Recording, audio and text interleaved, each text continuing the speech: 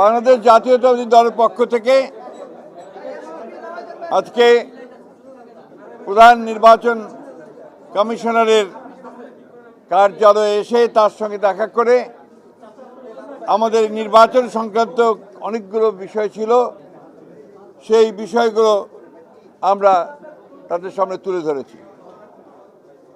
আমরা মনে করি যে নির্বাচন কমিশন অনেকগুলো ক্ষেত্রেই তারা তাদের কার্যকলাপের মধ্য দিয়ে প্রশ্নবিদ্ধ আচরণ করছে। যে বিষয়গুলো আমরা তুলে ধরেছি তার মধ্যে প্রধান যে বিষয়টি ছিল যে আপনারা জানেন যে পোস্টাল ব্যালটের যে বিষয়টি, এটা কিন্তু এখনও পুরোপুরি সমাধান হয়নি।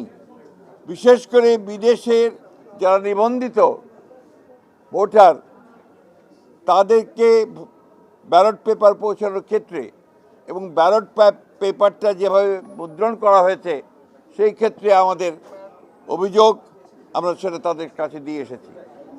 আমরা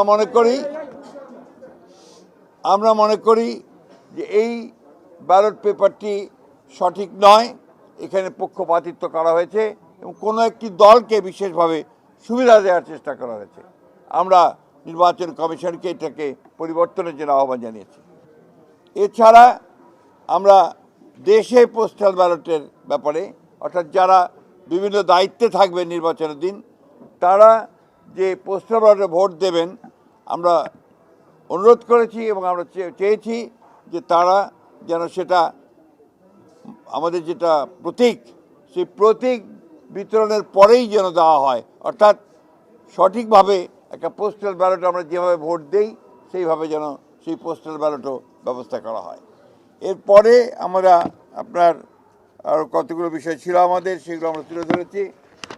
এনআইডি বিকাশ নম্বর, মোবাইল নম্বর সংগ্রহ, জামাতে নির্বাচনী কর্মীরা বাড়ি বাড়ি গিয়ে এনআইডির কপি, বিকাশ নম্বর, মোবাইল নম্বর সংগ্রহ করছে, যা ব্যক্তিগত গোপনীয়তা ভঙ্গ, ক্রিমিনাল অফেন্স।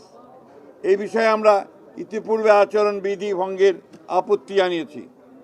এই বিষয়ে জরুরি পদক্ষেপ গ্রহণ করা বলে আমরা প্রয়োজন বলে আমরা মনে করেছি এবং সেটা তাদের আহ্বান জানিয়েছি। লেভেল প্লেয়িং ফিল্ডে বাংলাদেশ জাতীয় দল বিএনপি আসন্ন জাতীয় সংসদ নির্বাচনে সুষ্ঠু, অবাধ, অংশগ্রহণমূলক, গ্রহণযোগ্য করার জন্য লেভেল প্লেয়িং ফিল্ডে বিশ্বাসী। এই জন্য আমাদের দলের চেয়ারম্যান ব্যক্তিগত সফরও বাতিল করেছেন, অথচ বিভিন্ন রাজনৈতিক দলের দলীয় প্রধান সহ অন্যান্য গুরুত্বপূর্ণ ব্যক্তিরা প্রতিনিয়ত আচরণবিধি ভঙ্গ করে দলীয় প্রচারণা চালাচ্ছে।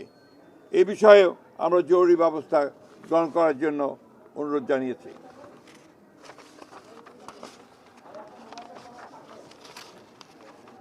আরেকটি বিষয় যেটা আমরা অত্যন্ত গুরুত্বপূর্ণ মনে করেছি, ঢাকা মহানগরী এলাকার বিভিন্ন নির্বাচনী এলাকায় একটি রাজনৈতিক দল তাদের মনোনীত সমর্থিত প্রার্থীদের নির্বাচনে বিজয়ী করার অনৈতিক কূটকৌশল অবলম্বন করে ব্যাপক হারে দেশের ভিন্ন ভিন্ন এলাকা হতে ভোটার এলাকা পরিবর্তন পূর্বক ঢাকা মহানগর এলাকার ভোটার হিসাবে অন্তর্ভুক্ত হয়েছে।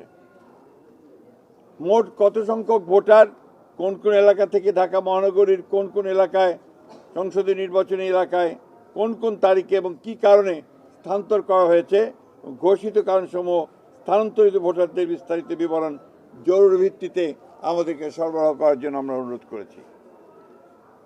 বিভিন্ন নির্বাচনী এলাকার রিটার্নিং অফিসার, সহকারী রিটার্নিং অফিসার, পুলিশ সুপার, থানার ভারপ্রাপ্ত কর্মকর্তা সহ অন্যান্য কর্মকর্তাবৃন্দ একটি দলের পক্ষে কিছু ন্যাক্কারজনকভাবে কাজ করছে বলে আমরা অভিযোগ পেয়েছি। সেই বিষয়গুলো আমরা তাদের গোচরীভূত করেছি। সুষ্ঠু, অবাধ ও গ্রহণযোগ্য নির্বাচনের স্বার্থে তদন্ত গ্রহণপূর্বক তাদেরকে প্রত্যাহার করার জন্য আমরা অনুরোধ জানিয়েছি।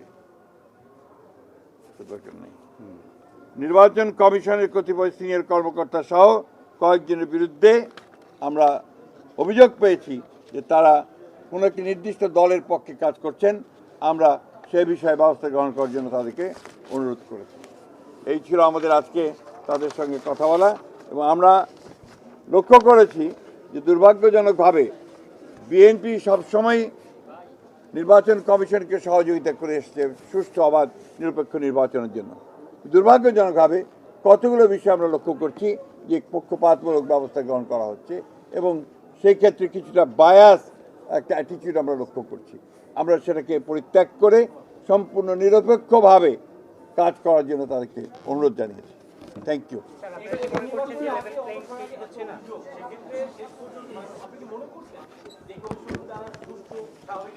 আমরা সবসময় মনে করেছি যে এই কমিশন দ্বারা সুষ্ঠু নির্বাচন সম্ভব যদি ছোট ছোট সমস্যাগুলোকে সমাধান করা যায় এবং আমরা যে বিষয়গুলো তাদের সামনে এনেছি তারা সেগুলো সমাধান করতে পারেন। আপনারা কি মনে করছেন লেভেল প্লেইং ফিল্ড হচ্ছে না? আমরা মনে করেছি লেভেল প্লেইং ফিল্ডের চেষ্টা তাদের আছে, ছোটোখাটো কিছু ত্রুটি আছে সেগুলো তারা ঠিক করে নিতে পারবেন বলে আমরা বিশ্বাস করি।